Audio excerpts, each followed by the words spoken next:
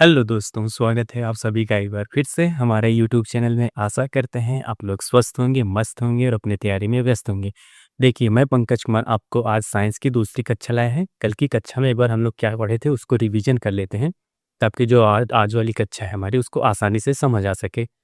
जब हम लोग कल की क्लास को रिवीजन करेंगे तो उसमें कौन सा पॉइंट हम लोग मिस किए हैं या कौन सा बिंदु हम लोग भूल जा रहे हैं तो उसको याद हो जाएगी इसी से। उसके बाद आज की क्लास को समझने में भी आपको आसानी हो जाएगी। चलिए, हम लोग कल की क्लास में देखा जाए तो केवल परिभाषा बात किए थे कि आखिर साइंस की परिभाषा क्या होती है। आपको बताया गया था जो साइंस होता है, साइंस शब्द जो होता है SCIENC जो होता है उसका फुल फॉर्म बताया गया था। इसी के साथ साथ उस फुल फॉर्म से आपको परिभाषा भी निकाल के बताई गई थी कि हाँ, ये साइंस की परिभाषा होती है। अगर आपसे कभी पूछा जाए साइंस की फुल फॉर्म पूछा जाए तो इससे आप उसका फुल फॉर्म भी बता सकते हैं, साथ ही साथ परिभाषा को भी आप डिफाइन कर सकते हैं। चलिए, एक बार जो साइंस की परिभाषा बताई गई थी या कह सकते हैं साइंस का जो फुल फॉर्म था आपको बता दिया जाता है फिर से। देखिए, साइंस का फुल फॉर्म जो बताया गया था, क्या बताया गया था आपको? सिस्टमेटिक होता है, कम्प्रिहेंसिव होता है। क्या होता है? सिस्टमेटिक होता है, कम्प्रिहेंसिव होता है, इन्वेस्टिगेशन होता है एंड एक्सप्लोरेशन होता है। क्या होता है? एंड एक्सप्लोरेशन ऑफ नेचुरल होता है। कह सकते हैं नेचुरल या नेचर कह सकते हैं। नेचर्स कॉजेज एंड इफेक्ट्स होता है। क्या होता है? सिस्टमेटिक होता है, कम्प्रिहेंसिव होता है, इन्वेस्टिगेशन होता है and exploration of nature causes and effects होता है। ये आपको साइंस की परिभाषा बताई गई थी। इससे आपकी परिभाषा क्या निकल के आई थी? प्राकृतिक कारणों और प्रभावों को, क्या होता है? प्राकृतिक कारणों और प्रभावों का व्यवस्थित व्यापक जांच एवं अन्वेषण ही आपका ये विज्ञान कहलाता है। ये आपको बता दिया गया था। अब इसके बाद हम लोग बात किए थे कि विज्ञान को हम लोग 3 भागों में विभाजित किए थे।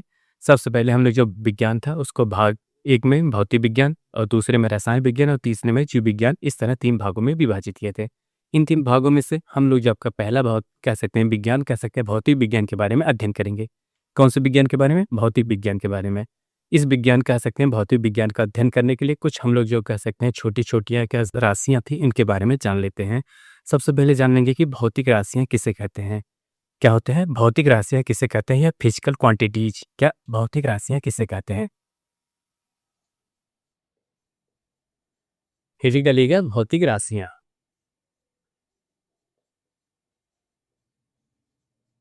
हेडिंग में क्या रहेगा? भौतिक राशियाँ लिखिएगा कि भौतिक राशियाँ किसे कहा जाता है। भौतिक राशियाँ के मतलब है, देख लीजिए।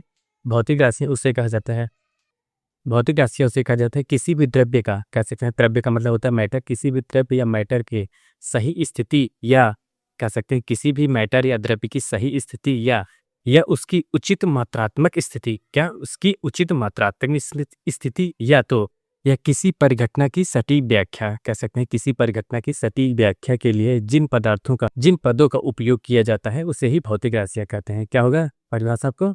किसी द्रव्य या मैटर की सही स्थिति जानने उस स्थिति का या उस स्थिति की उचित मात्रात्मक समझ, या तो फिर उसके बाद किसी पदार्थ की किसी परिघटना की सटीक व्याख्या के लिए जिस राशि का उपयोग किया जाता है वह भौतिक राशियाँ होती हैं। चलिए लिख लेते हैं। यहाँ आपकी क्या हुई? अब परिभाषा ये हो गई है। परिभाषा क्या है? किसी किसी पदार्थ किसी पदार्थ की किसी पदार्थ की किसी पदार्थ की सही स्थिति, क्या होता है? किसी पदार्थ की सही स्थिति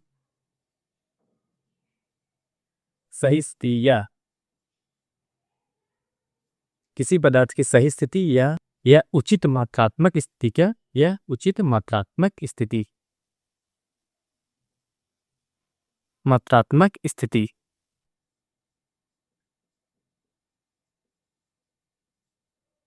या आप कह सकते हैं जैसे कोई पदार्थ है उसकी सही स्थिति जानने के लिए या उस पदार्थ की जो मात्रात्मक स्थिति है उसको जानने के लिए, या तो फिर आप किसी परिघटना क्या किसी परिघटना की किसी परिघटना की किसी परिघटना की सही व्याख्या सही व्याख्या के लिए सही व्याख्या के लिए सही व्याख्या के लिए उपयोग करेंगे जिन पदों का उपयोग किया जाएगा उपयोग किया जाएगा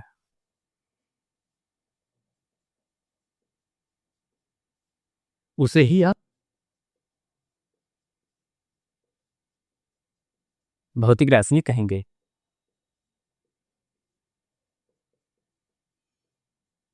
भौतिक राशियां कहेंगे। किसे कहा जाएगा? भौतिक राशियां किसे कह सकते हैं? भौतिक राशियां उसे कह सकते हैं किसी पदार्थ की सही स्थिति, जो भी पदार्थ होगा, यह कह सकते हैं जो मैटर होगा उसकी सही स्थिति जानने के लिए, उसी के साथ साथ आपको दूसरा बता गया है उसी में उचित मात्रात्मक स्थिति, उस पदार्थ की क्या उचित मात्रात्मक स्थिति है इसको जानने के लिए, और इसी के साथ साथ जो परिघटनाएं होती हैं उसकी जो भी परिघटना होती है उसकी सही व्याख्या के लिए हम जिन पदों का इस्तेमाल करते हैं उसे ही हम क्या कहते हैं? भौतिक राशियां कहते हैं। क्या कहते हैं? भौतिक राशियां हैं। ये परिभाषा है। भौतिक राशियां दो प्रकार की होती हैं। देखे जाते कितने प्रकार की होती हैं? भौतिक राशियों की बात की जाए तो भौतिक राशियां दो प्रकार की होती हैं। एक अदिश राशियां होती हैं, दूसरी सदिश राशियां होती हैं। अदिश राशि को अंग्रेजी में क्या कहते हैं? Scalar quantities. क्या कहा जाता है? Scalar quantities. ये होती है अदिश राशियां। अदिश राशियों के बारे में जान लेते हैं। ऐसी राशियां होती हैं या ऐसी भौतिक राशियां होती हैं जिनके लिए केवल परिमाण, क्या कह सकते हैं, केवल परिमाण की आवश्यकता होती है, दिशा की आवश्यकता नहीं होती है। वे अदिश राशियां कहलाती हैं। किसमें? अदिश राशि में क्या होता है? केवल परिमाण की आवश्यकता होती है, दिशा की आवश्यकता नहीं होती है। जबकि जो सदिश राशियां होती हैं उसमें परिमाण के साथ साथ आपको दिशा की भी आवश्यकता होती है। ये सदिश राशियां होती हैं। जिसमें परिमाण के साथ दिशा नहीं होती है वह अदिश राशि होती है, जिसमें परिमाण के साथ साथ दिशा भी होती है वह सदिश राशि होती हैं। चलिए अगली हेडिंग डालिए कि अदिश राशियां किसे कहते हैं। अगली हेडिंग डालिए अदिश राशियां। क्या? अदिश राशियां। अदिश राशियां।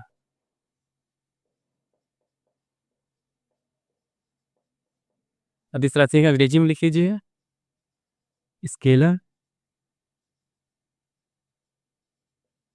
क्वांटिटीज। क्या होता है? अदिश राशि किसे कहते हैं? स्केलर क्वांटिटीज को अदिश राशि कहते हैं। इस अदिश राशि को कैसे व्याख्या की जाती है? वे भौतिक राशियां हैं जिनको व्यक्त करने के लिए परिमाण की आवश्यकता होती है, दिशा की आवश्यकता नहीं होती। क्या होता है? परिमाण की आवश्यकता होती है, इसमें केवल दिशा की आवश्यकता नहीं होती। इसी के साथ साथ आपको ये भी जानना जरूरी है जो ये अदिश राशियां होती हैं इनको जोड़ने के लिए कह सकते हैं, जो अदिश राशि होती है इनको जोड़ने के लिए बीजगणितीय नियम या कह सकते हैं बीजगणितीय पद्धति का उपयोग किया जाता है। जबकि जो सदिश राशि होते हैं, आपको सदिश राशि जब बताई जाएंगी उसमें त्रिभुज के नियमों का पालन किया जाता है। चलिए आपको यहाँ व्याख्या में परिभाषा लिखिए। वे राशियां, ये कह सकते हैं वे भौतिक राशियां, वे भौतिक राशियां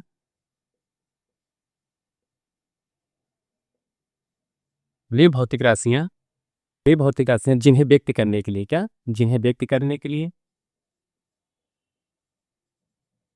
जिन्हें व्यक्त करने के लिए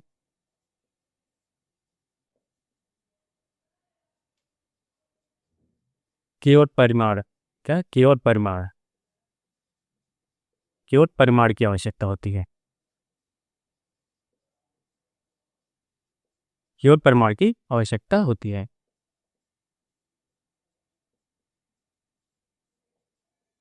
उन्हें अदिश राशि कहते हैं। क्या कहते हैं? उन्हें अदिश राशि कहते हैं। अदिश राशि कहते हैं।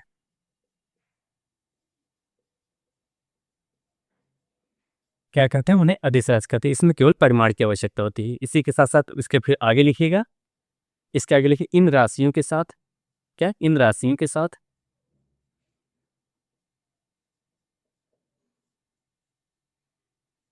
इन राशियों के साथ दिशा की, दिशा या डायरेक्शन की आवश्यकता नहीं होती है।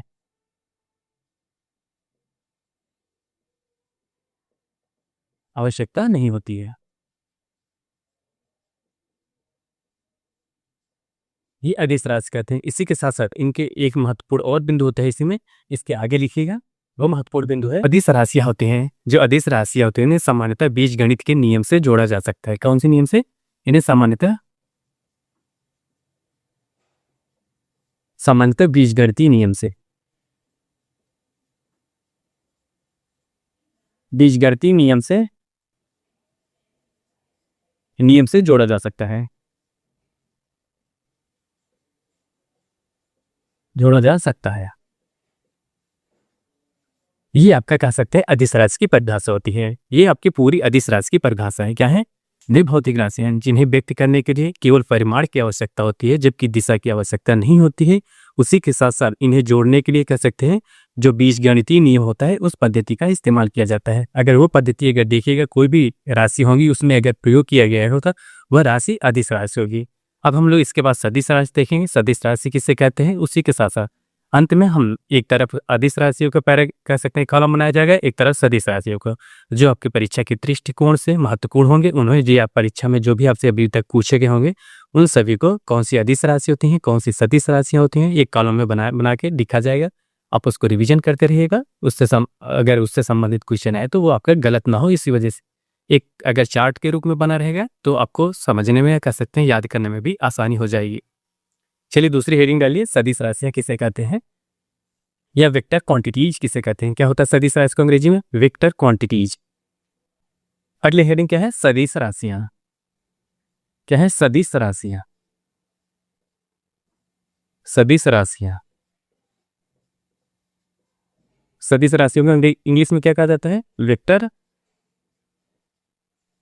क्वांटिटीज।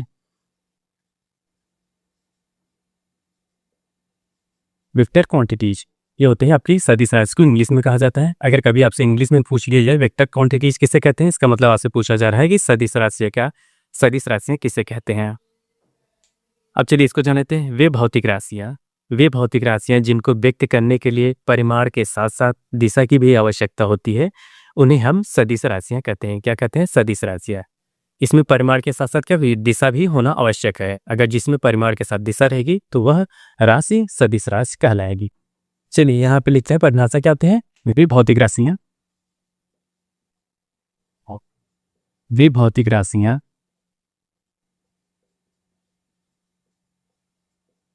वे भौतिक राशियाँ जिन्हें व्यक्त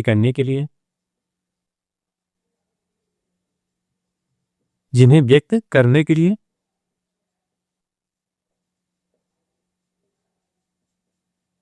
परिमाण के साथ साथ क्या परिमाण मैग्नीट्यूड के साथ साथ परिमाण के साथ साथ दिशा की भी आवश्यकता होती है। मैग्नीट्यूड इसमें देखा जाए तो जो सदिश राशियाँ होती है इसमें मैग्नीट्यूड प्लस आपका डायरेक्शन दोनों सम्मिलित होता है। मैग्नीट्यूड और डायरेक्शन दोनों सम्मिलित होता है सदिश राशियों में। क्या होता है? परिमाण के साथ साथ दिशा भी आवश्यक होती है।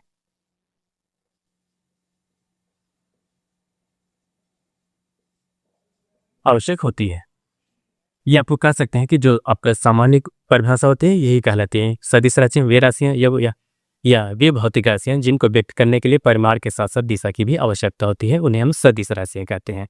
यह वेक्टर क्वांटिटीज कहते हैं। और अगला बिंदु या कह सकते हैं अगला पॉइंट इसी में लिखिएगा या इसी परिभाषा में आप जोड़ते रहिएगा।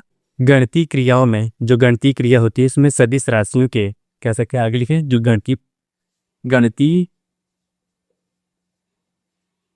गणितीय क्रियाओं में क्या होता है? गणितीय क्रियाओं में सदिश राशियाँ क्या होती है? गणितीय क्रियाओं में सदिश राशियाँ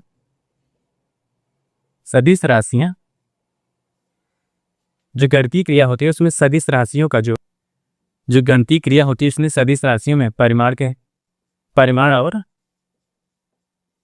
परिमाण और दिशा दोनों का ध्यान रखा जाता है। क्या होता है? परिमाण और दिशा दोनों का ध्यान रखा जाता है।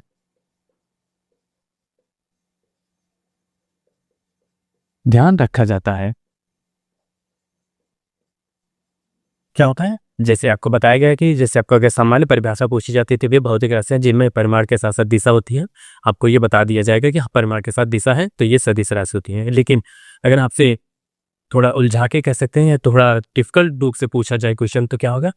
गणितीय क्रियाओं में व्यक्त सदिश राशियाँ जो होती है उन्हें गणितीय क्रियाओं में व्यक्त करने के लिए दिशा और परिमाण की दोनों आवश्यकता होती है या केवल परिमाण की आवश्यकता होती है।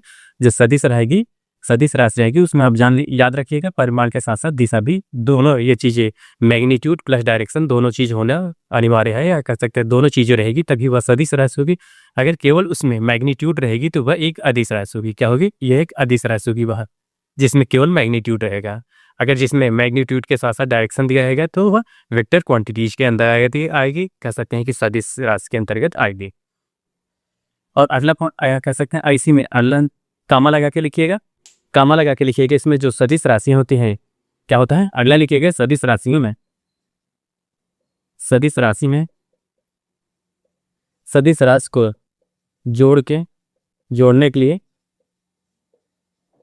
के लिए त्रिभुज के नियम, कौन सा नियम, त्रिभुज का नियम,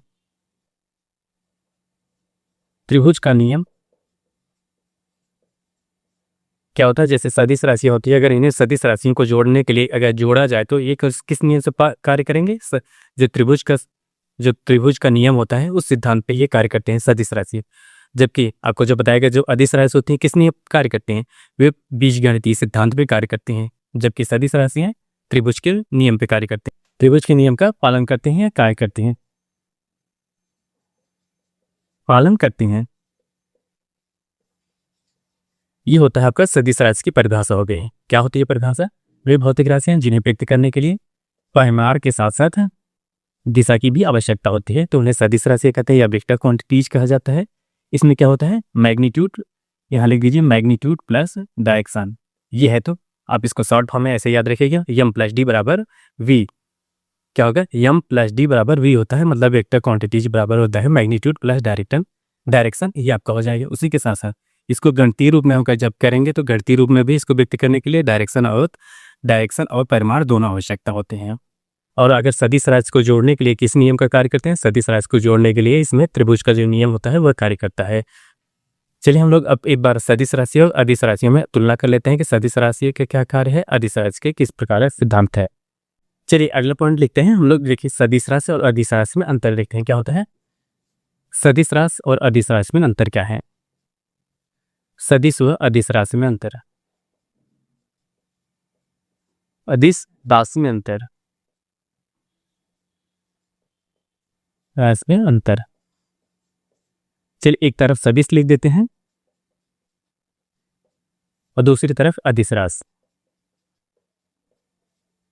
ये आज का आखिरी पॉइंट होगा, कह सकते हैं आखिरी बिंदु होगा। क्या इन दोनों में अंतर होता है, देखिए सदिश राशि में आपको क्या बताया गया था, सदिश राशि को व्यक्त करने के लिए परिमाण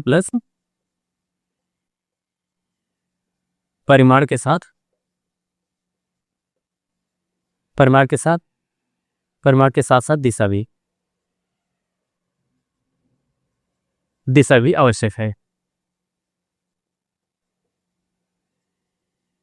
ये आपका सदिश राशि हो गया। जबकि अदिश राशि में क्या बताया गया था, इसमें केवल परिमाण होता है। क्या होता है, केवल परिमाण।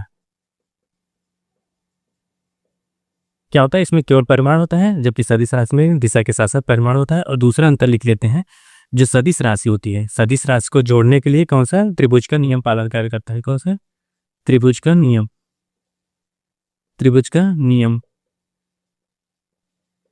नियम का पालन। जबकि अदिश राशि में आपको कौन सा बताया गया था, बीजगणितीय का नियम, कौन सा, जो अदिश राशि होते हैं इन्हें बीजगणितीय विधि से जोड़ा जाता है। क्या, बीजगणितीय विधि से जोड़ा जाता है।